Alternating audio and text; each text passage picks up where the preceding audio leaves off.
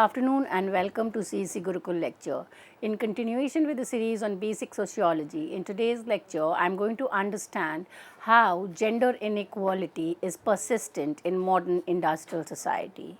And for reference, we are going to use the text written by Cecilia Ridgway titled Framed Before We Know: Social Inequality, Gender Inequality in Modern Society. So basically this lecture is trying to problematize the idea that gender as a category works at the background as an identity. The framework works, and all our interaction, even in the modern industrial workplace, the so labeled egalitarian workplace, are shadowed by gender relation, and that kind of structures the relationship. So this relationship, whether it is the home or the working space, is kind of organized, coordinated through the gender framework, and that is why the title is Gender Frame and Social Inequality.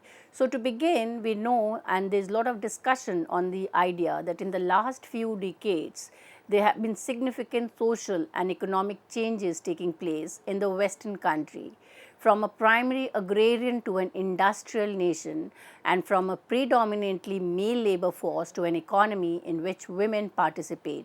So 1980s onwards, we got the concept of feminization of labor, where this domestic and the public sphere divided by sexual division of labor was questioned, and there a number of women started participating in the so termed public sphere. So the participation of women in the workforce increased. Now with this increase, the theories of social change kind of comes up with an assumption that industrial workplaces are more gender egalitarian. Gender segregation is kind of found in a traditional society, and modern industrialized Western society are free of any forms of gender segregation. Now the author Cecilia Ridgway is going to question this assumption and give us evidence based on her ethnographic study of the persistence of gender inequality, especially in the IT firms and engineering places which are kind of more concerned with science and assumed to be a gender neutral sphere. So despite these drastic societal modification, the modification is taking place at the level of economy, at the level of politics, but then the social transformation, especially at the level of the relationship between man and a woman, is not up to the mark.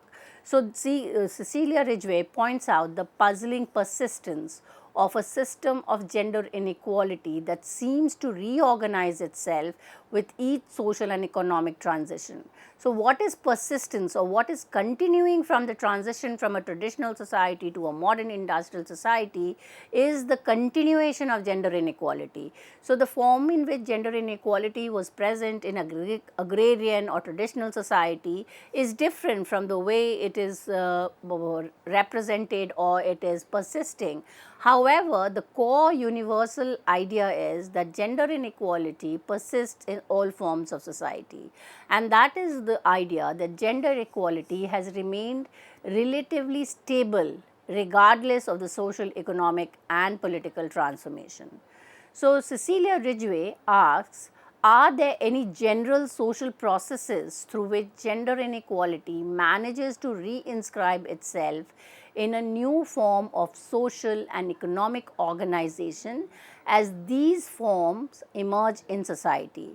She is not attempting to answer the question of why gender inequality exists, because over the years with so much of discourse and so much of literature, it has kind of been understood that gender inequality is a reality. So the question is not why gender inequality exists, but rather how it persists. And that is the most puzzling question, that despite transformation, despite progress in the IT, in modes of productions, in the way social economic relations are organized, everything has got transformed. What continue to remain is the unequal relationship between man and women. So framed by gender is a phrase that Cecilia Ridgway uses, or rather she is using a gender framework as an analytical tool to understand the persistence of gender inequality in society. and therefore we need to understand what is meant by gender frame. Gender, according to Cecilia Ridgway, is a primary cultural frame. And what does he mean by saying cultural frames? He says that it is the reference point for coordinating behavior and organizing social relations. Cecilia Ridgway describes the implication for understanding how gender shapes social behavior and organizational structure. In the analysis, gender typically acts as a background identity that biases in gendered directions the performance of behavior undertaken in the name of organizational roles and identity. So, this is important. Why? Because we are trying to come with an assumption that modern industrial workplace are gender free. So, out on the public's face, you do not find any kind of a outward expression of gender based relation. That is why Ridgway is calling it as a background identity. You are aware of your identity of being a man or a woman before you are kind of given that organizational or institutional role. And the organizational role then is functioned, or the behavior associated with it is with reference to the gender identity. So, gender always work in professional sphere or in the modern industrial workplace as a background identity. And to the background effect of the gender frame of behavior vary by context to context, from society to society, from one organization to another. So, therefore, we do not any longer assume gender behavior as natural. What kind of goes around categorizing, classifying our gender identity is what then is assumed as natural. But there is at an unconscious level, though we are placed in a modern egalitarian society, our mind is working within that gender framework and can also infuse gendered meaning into organizational practices.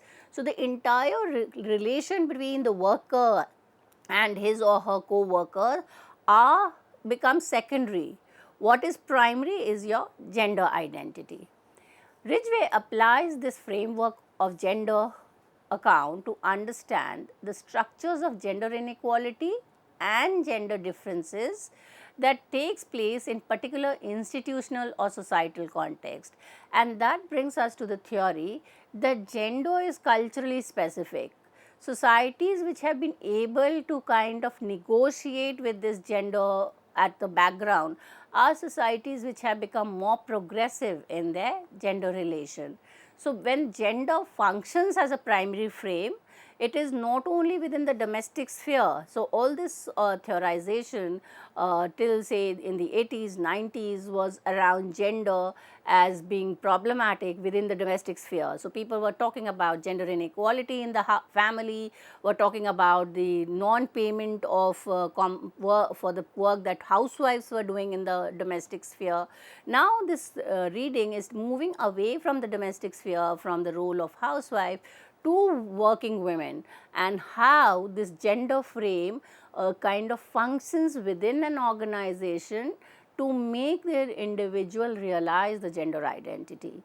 And the gender frame is used for understanding how gendered the structure of contemporary society, and it kind of both is kind of resisting the change which is taking place. So, basically there is kind of a cultural gap which is used in sociological literature in terms of the gap between the material change and the cultural change or the non-material change.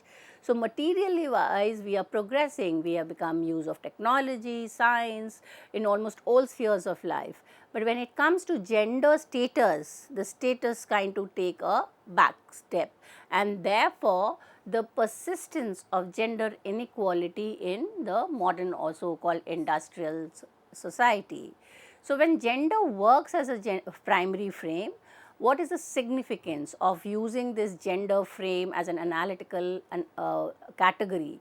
The significance is that the gender frame helps to understand why some of the societies that have gone farthest in reducing gender inequality, nevertheless have some of the most gender segregated occupational structure in the advanced industrial world, unresolved tension among feminist scholars in how best to approach the gendered structures of society.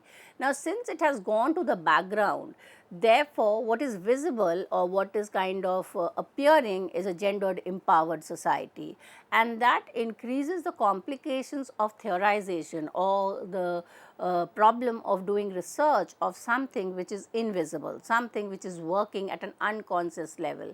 And if the feminists are trying to answer to the question why gender inequality persists, it is difficult to get an answer in such a complicated structure where gender itself is playing the role of organizing social relations. So, the idea is that the scholar, that is Cecilia Ridgway, is using the sociological theory of kind of moving away from understanding gender as a natural category or even the theorization of gender as a social construct to the symbolic interactionist perspective of doing gender. Now, doing gender is a school of thought which is kind of started in the 1980s with the work of West and Gibberman, and they were trying to argue or look at gender as a social interactional accomplishment, a performance of difference that one does rather than is. So, it is influenced by Goffman, Garfinkel, where your identity of who you are is not kind of natural, it is what you are constructing. And where are you constructing? You are constructing this identity of being a woman or a man in your everyday interaction. So, the phrase doing gender is a sociological theory that gender is a social construct, not an innate quality of individual. So, it is not that kind of gender is natural or sex is natural and gender is construct. The idea is that it is kind of the realization that one is a individual with a certain kind of difference further goes on in classification and categorization, and this categorization creates difference, and the difference then creates inequality, and there is where the problem lies. So, doing gender basically refers to the process of conforming to gender based societal expectations and norms through individual actions and institutional structures. Individual perform gender to create the impression that gendered behavior is natural. So, that is what is doing gender. We have been assigned an identity, and that identity is mapped with certain characteristics, certain work that belongs to it, and we assume it without criticality, without questioning it, and over a period of time it kind of gets legitimized and it as natural, something that was always there.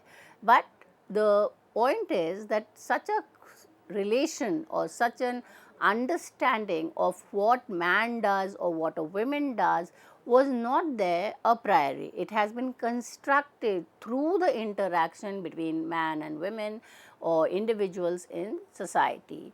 So, basically what is doing gender? Doing gender is how all we as individual or we as human being relate with others. So, we need to have a social relationship for the society to exist, and social relations are necessity for human beings to achieve their wants and needs in life. It is not individualistic. So, if I have certain wants, if I need to kind of have some kind of to eat food or have a house or go to education, I can't do it all by myself. Society in itself implies social relations, and when we are relating to one another, it's not easy. What is the problem? There is a well known problem, and that is of coordination, coordinating the behavior among members of a particular society to facilitate accomplishment of valued group. So, every member in a society has their wants, has their goals in life, and to accomplish that we have to be in social interaction with each other. Now, that interaction is that we need to be aware of with whom are we interacting. We need to have a good understanding of the social actors who are participating in that social relation. So, and for effective coordination of behavior, Cecilia Ridgway refers to common knowledge. She is of opinion that in the process of social relationship, we need common knowledge for our joint action. And what is common knowledge? Common knowledge is cultural knowledge that all members of a society assume to know. And one of the common knowledge or cultural knowledge which is available or which people learn through the process of socialization and their primary interaction is gender or sex gender categorization. So, that falls into the pool of common law. Every society has a certain kind of cultural understanding of the gender relation, and that understanding enables individuals to interact with each other. So, basically what are the individual doing? They are categorizing and defining self. So, the moment you have an understanding of who the other person is with whom you are interacting, you will also have a realization of what is your identity. So, you will kind of define yourself. So, defining self and the other, it is kind of a parallel process. So, defining self and other to relate focuses on each other, focuses on finding shared principle of social difference that we can use to categorize and make sense of another. So, how are we defining ourselves? We are using certain sets of ideas, cultural behavior, cultural norm, and the moment we have been able to define ourselves, we have a realization that the other group is different from us. So, the difference comes in. Let's say we fall into the, for example, into the category defined as feminine. So these are the features of belonging to the group called feminine. Now, there are others who do not fall into it. So, who are they? They are different from each other. So, difference comes in. Due to the problem of coordination in organizing social relations, human beings develop shared social category system based on culturally defined standard of differences. To manage social relations in real time, some of these cultural category systems are simplified to be quickly applied as framing devices to virtually anyone to start the process of defining self and other in the situation. To manage social relation in real time, some of the cultural systems are simplified very quickly and they are applied. So, studies of social cognition suggest only 3 or so cultural different systems exist, and we will see that some of these cultural different systems, on the basis of what we differentiate one group from the other, say it could be gender, sex, caste, race. So, these are the categories through which we are creating the system of differences. So, when we look into this category of sex gender categorization, they are used to define the thing in person in that society must know in order to engage in a meaningful relation with other. One of the primary category of framing social relation, but subject to cultural generalization, is the sex gender categorization. It yields a cultural difference system that is relevant to sexuality and reproduction. Thus, the male-female distinction is virtually always one of a society's primary cultural category system. Social cognition studies shows that in fact, we automatically and nearly instantly sex categorize any specific person to whom we attempt to relate. Other forms of categorization also exist, as I already said. Here the author is making reference specifically to the United States, and she argues that some of the forms of categorization in US are race and age. As these are also primary categorization, they function just as gender categorization work. So, if you kind of look into the American society, we have this categorization into the black and the white race, and this is instantly. So, you kind of are physically present in somebody, and on the basis of the color of the skin you categorize the individual, and that categorization triggers the behavior towards the other person. So, when we categorize another, by comparison we implicitly make salient our own sex and race identity. So, if how does this work? How do we categorize somebody into, say, the white race, or somebody is a man or a woman? What does gender frame coordinate, or how does gender frame coordinates behavior? So, cultural belief about gender and sex as primary categories of person perceptions work as cultural frames for coordinating behavior by associating category membership with widely shared cultural beliefs about how people in one category are likely to behave compared to those in a contrasting category. So, entire behavior is therefore dependent on the categorization of individual. The moment we categorize, our behavior kind of depends on the assumptions or the certain kind of cultural idea or common knowledge that we have about that category. So, these cultural beliefs are shared stereotypes, as there are a lot of stereotypes that functions, but this is kind of quite common, where there is the stereotype that men are from Mars and women are from Venus.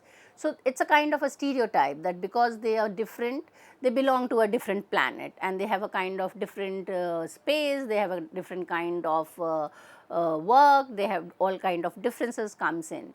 So, gender stereotypes are beliefs about how most people view the typical man or women. So, the use of gender as a primary cultural frame for defining self and other derives the content of gender stereotype to focus on presumed gender differences. Differences need not logically imply inequality, because difference is natural. It has to think two things are different, two individuals are different, but and that is not problematic, it is not a sociological problem. So, difference need not logically lead to inequality. However, in everyday social interaction, difference easily transforms into inequality through any of a variety of social processes. Once inequality is established between groups of people, it will reshape the nature of differences that are culturally perceived as characteristics of higher and lower status, and that is where the real problem lies, that you are different, man and women are different. So, as long as that is accepted, there is no problem. When this difference transforms into inequality, and what is then inequality? A different status in the hierarchy. And why is status, gender status problematic? Because the gender status as dominant or subordinate will then decide the allocation of resources, and that is what becomes the idea of how gender frame is used for understanding inequality. Now, when we say that categorization has happened and this categorization leads to difference, the difference leads to inequality, and inequality is expressed in the form of status. So, the content of a gender stereotype shows the characteristic pattern of status inequality, in which the higher status group is perceived as more proactive and agentically competent. So, obviously, the hierarchy has been created, and those who are placed on the top are considered to be more competent, and that is, so the white man is considered as more competent than a black woman. So, and if you look into the example that we just said, that men are from Mars means that they are more competent, and the group which is categorized at a lower level or seen as subordinate.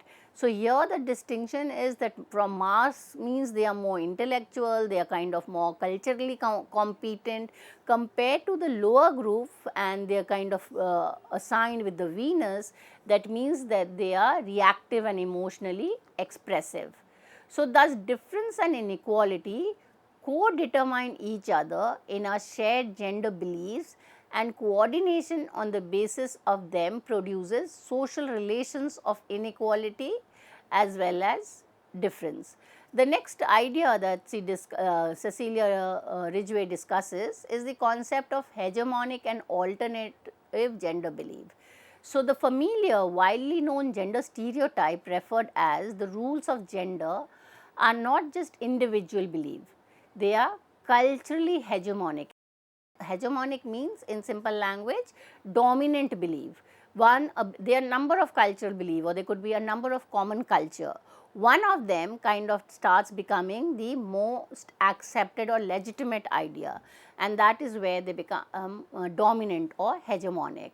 And she is saying that these ideas of belief becomes hegemonic based on two reasons. One, these beliefs are institutionalized in media representation, in the images of men and women, implied by law and government policies, and in a wide variety of taken for granted organizational practices.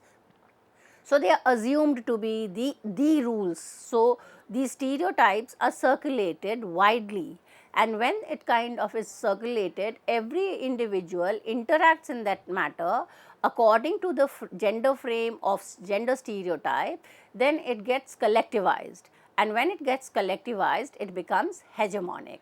The second reason for the creation of hegemonic alternate gender belief is the content of this gender belief represents the understanding of gender by dominant groups in society.